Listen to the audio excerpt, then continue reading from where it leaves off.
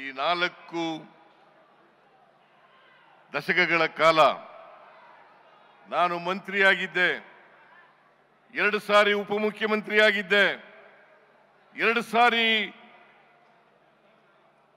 Deputy chief minister ಆಗಿದ್ದೆ, 2 ಸಾರಿ ಮುಖ್ಯಮಂತ್ರಿ ಆಗಿದ್ದೇನೆ. 2013ರಿಂದ 2018ರವರೆಗೆ ಈ ರಾಜ್ಯದ ಜನರ ಆಶೀರ್ವಾದದಿಂದ, ಶಾಸಕರ ಬೆಂಬಲದಿಂದ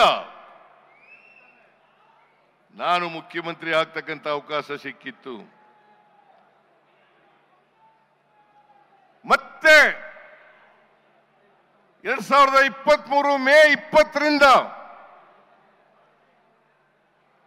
ಕರ್ನಾಟಕದಲ್ಲಿ 2ನೇ ಬಾರಿ ಮುಖ್ಯಮಂತ್ರಿ ಆಗ್ತಕ್ಕಂಥ ಅವಕಾಶ ಸಿಕ್ಕಿದೆ.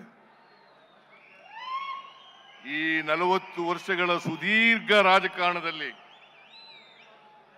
ನನ್ನ ಮೇಲೆ ಯಾವುದೇ ಕಪ್ಪು ಚುಕ್ಕಿ ಇಲ್ಲ.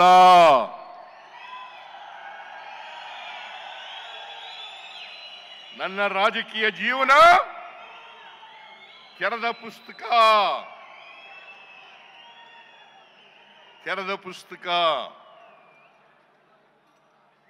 ನಾನು ಇಷ್ಟೆಲ್ಲ ಅಧಿಕಾರ ಸಿಕ್ಕಿದ್ರು ಕೂಡ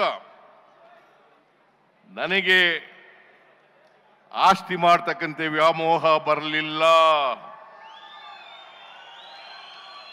ನನ್ನ ಕುಟುಂಬಕ್ಕೆ ಬರಲಿಲ್ಲ.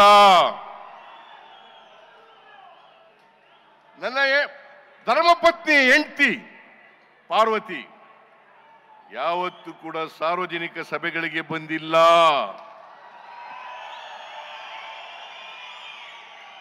ನಾನು ಮಂತ್ರಿ ಆಗಲಿ ಮುಖ್ಯಮಂತ್ರಿ ಆಗಲಿ ಪ್ರಮಾಣ ವಚನ ಸ್ವೀಕಾರ ಮಾಡತಕ್ಕಂಥ ಸಮಾರಂಭಕ್ಕೂ ಬಂದಿಲ್ಲ.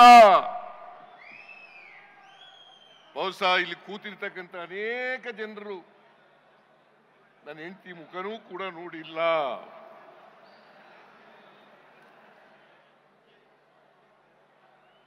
ಅವರು ತಪ್ಪು ಮಾಡಲಿಕ್ಕೆ ಸಾಧ್ಯನಾ? ನಾನು ತಪ್ಪು ಮಾಡಲಿಕ್ಕೆ ಸಾಧ್ಯನಾ? ಈ ರಾಜ್ಯದ ಜನರಿಗೆ ದ್ರೋಹ ಮಾಡಲಿಕ್ಕೆ ಸಾಧ್ಯನಾ? ಯಾವತ್ತೂ ಕೂಡ ದ್ರೋಹ ಮಾಡಲ್ಲ, ಮಾಡಿಲ್ಲ, ಮಾಡೋದು ಇಲ್ಲ. ನಾನು ಎಲ್ಲಿವರೆಗೆ ರಾಜಕೀಯದಲ್ಲಿ ಇರ್ತೀನಿ ಅಲ್ಲಿವರೆಗೆ ಮಾಡಲ್ಲ.